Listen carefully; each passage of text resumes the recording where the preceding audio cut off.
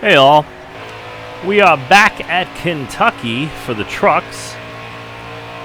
Just like I mentioned before in some of my other videos, Xfinity tends to go to some of these tracks on a different date than the trucks. So the Xfinity cars go there, and then like a week or two later, the trucks end up there. So in building my setups, fine-tuning them, fixing them, so on and so forth, I use what I learned during the Xfinity race, because I have almost the same setups in the two things. They work very similar together. And as you fine tune them, you create more differences, but the same basic setup. And as you can see, what I learned in Xfinity, where I don't think I managed better than a 8th or 9th, here I'm running second already. I know I did better here. And, but I know if I'm running second, and as you can see, I'm not closing in, and as you can also see, I'm still having trouble in, like after the apex of turns 1 and 2. So you need to loosen your chassis up going into 3 and 4. Many times, this has been 3 and 4 Kentucky has been called the most difficult two turns or turn to in all of NASCAR racing to set up for, and I won't disagree with that. Arguably, of course, but it is a challenge, and part of the reason why is because the other end of the track is so different.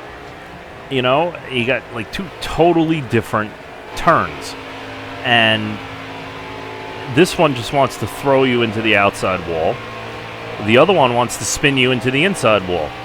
So they're like not even similar in the way that they drive. So you have to get a setup that can live a whole fuel run on both ends of the track. So for me, it means that I'm loose middle off in turn 1 and 2 to get decently off in turns 4.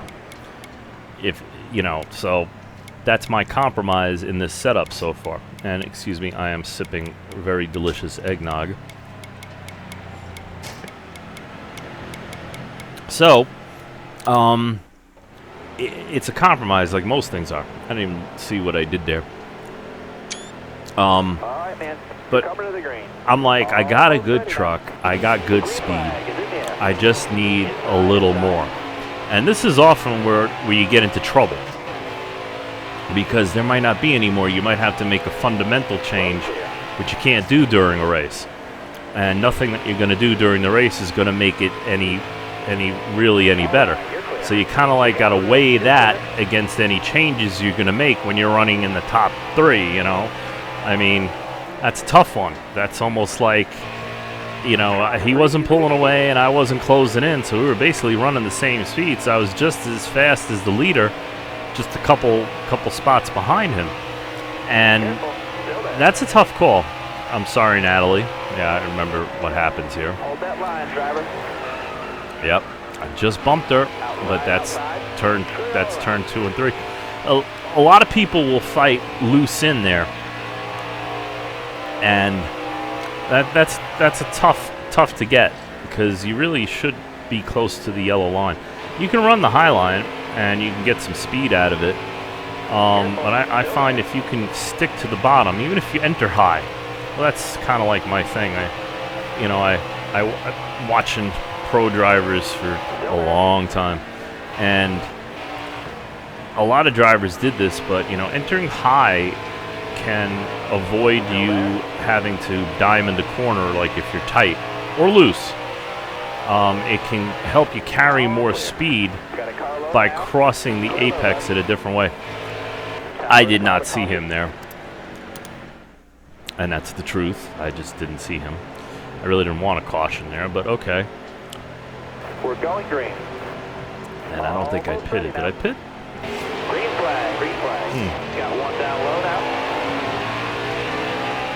I didn't pit because it's 10 to go. So I'm going for it. Yeah, I didn't want to caution, but at least it closed things up. See, on a restart,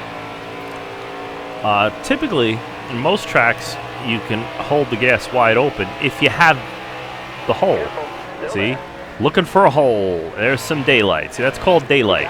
But can you take advantage of it? Look, after a restart, my setups, the tires tend to slide a lot in the turns. So you gotta be careful. And I'm trying to just get up there, so I forgot. And here again.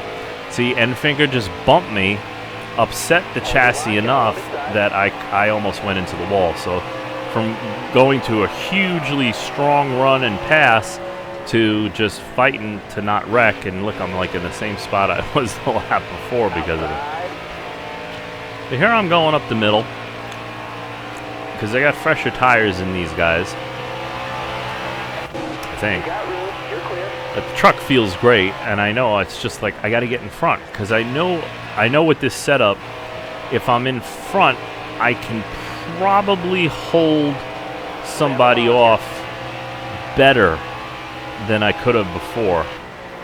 Not a guarantee, of course, but I'm like, with only like under 10 laps to go, it's like you want to be in front or second place.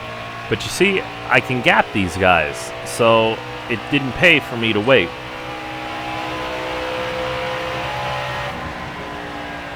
Seven laps. So it would seem I am home free. You see the mirror? See? They're getting smaller. That's a good thing. That's what you want to see. But the race isn't over yet. It's like if you guys watch football, get down to the 2-minute warning, it's a whole different ball game, isn't it, sometimes? Most of the time it isn't, but sometimes it is. And that 2 minutes can take, an hour, all depending.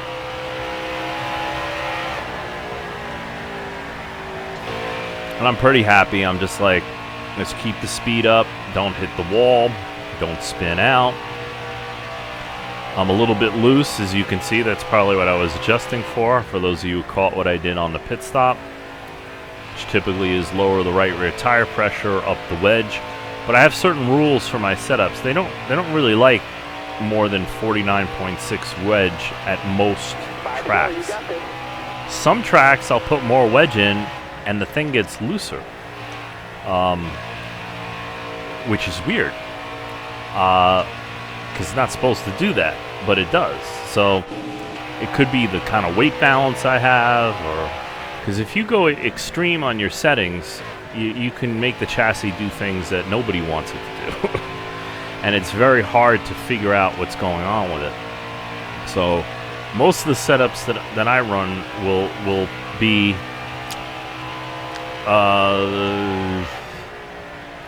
52 front weight and 49 something wedge, depending on the track. Super speedways 2.5, speedways 52.5. I mean, speedways 52, most of them. Some of them a little bit less, but not more. 1 mile's 50. Under a mile 50 right now, but that could change. So I need to work on some of those setups.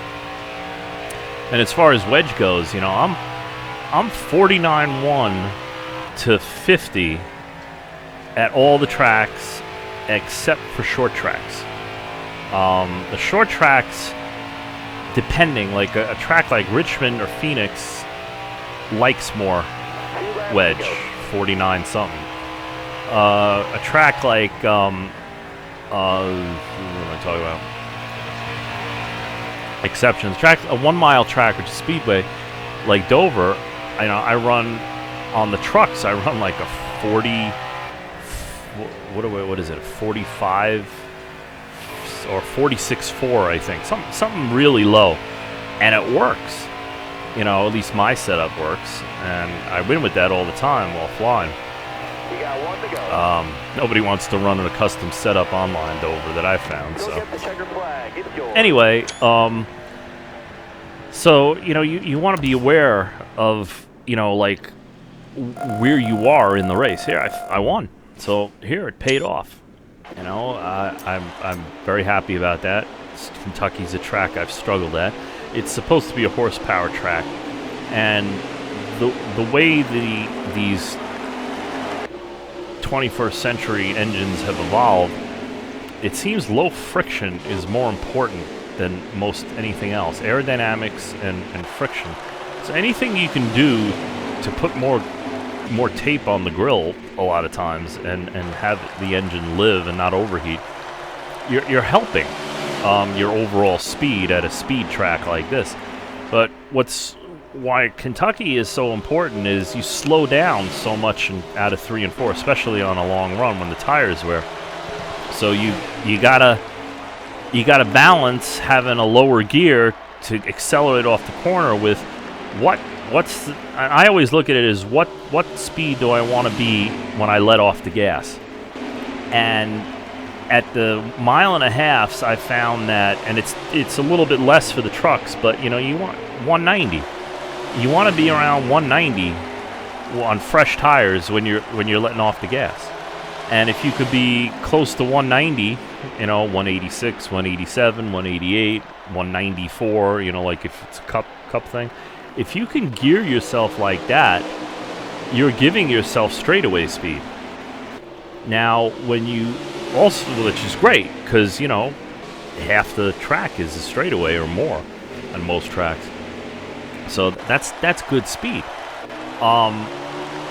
Will it mean that you'll be passing people off the corner? Maybe, maybe not. But you might pass them by the start-finish line, or at least, be pulling ahead of them. And I got this from really getting annoyed at having a fast setup, not the fastest, but a fast setup on like a 4-star car or a 3-star car or truck. And then, you come out of the turn, you just passed everybody in the turn, you come out of the turn, and the guy behind you just blows by you like you're standing still. It's like, well, I don't have the power, so how can I compensate? Well, with less power, first thing, you think of is, well, I need a heavier gear. I need a lower gear ratio, which is higher numerically, so that I can take advantage of lesser power. Gear can make up for power to a point. But at the same time, that might work in the trucks. It might even work in Xfinity. But Cup doesn't always work that way, especially with this 2019 package. That's one of the reasons why I say Cup is different. Like I was doing setups at Chicagoland I was working on yesterday, and I was in the truck, and I'm like, well, I struggled a lot racing online at Chicagoland with a default setup and with a custom setup. So I said, well, let's approach this more like Daytona and Talladega, and I made those adjustments, and it's like I'm holding it wide open almost all the way around the track, and the truck is handling better. And it's like, but that's not how you think of a track like Chicagoland, but maybe that's how you have to think about it. And because I had a good setup, but it would just get loose in a bad way on older tires, especially after a restart. And twice I lost a race, leading by spinning out.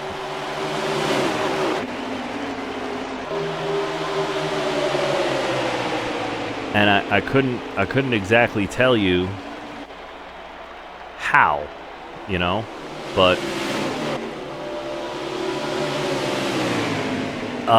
because I've been working on it in all my series setups, and I suffer the same thing in a couple other tracks. And yeah, I know there are some fixes to it, but when I do those fixes, it slows it down and makes it very hard. It makes it an also-ran truck, and that's not the point. It's be fast, and not spin yourself out. So sometimes you get a fast setup and you learn you gotta start driving it differently.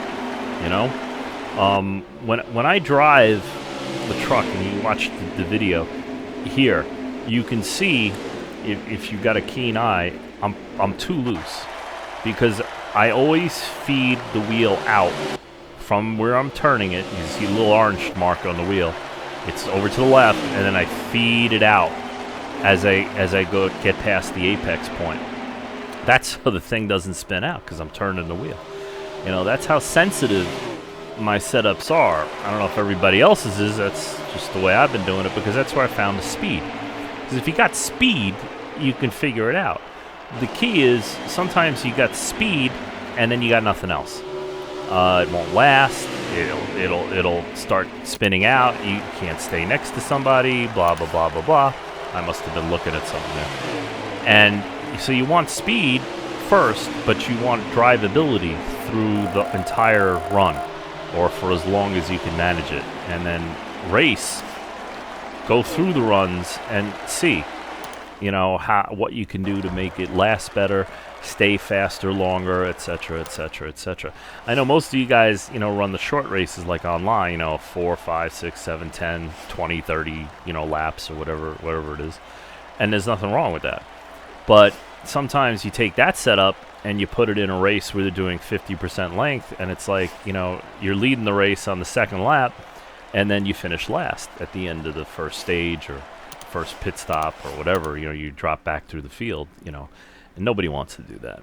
So it's just things to be aware of. And a lot of times changes you make to make the setup last also help it go faster, longer. You know, so there's a whole bunch of things you got to look at, and that's why it takes time. It's not just punching in numbers. Like, I had a setup for Phoenix that I used from a pro leaguer. Ran really good at Phoenix. Runs really good at Phoenix. It's a really good setup. Couldn't drive it. I couldn't drive it. I was faster in my own setup. I was not faster than the time he is able to drive it with my setup, but I could not drive his setup as fast as I could drive mine, even though mine was slower. So I did improve mine a little bit and got a couple tenths closer to his, which is great. But that's how you learn. Well, thanks for coming along for the ride, guys, once again. If you can like and subscribe if you feel like. If you're not feeling it, I understand. But you all keep rolling.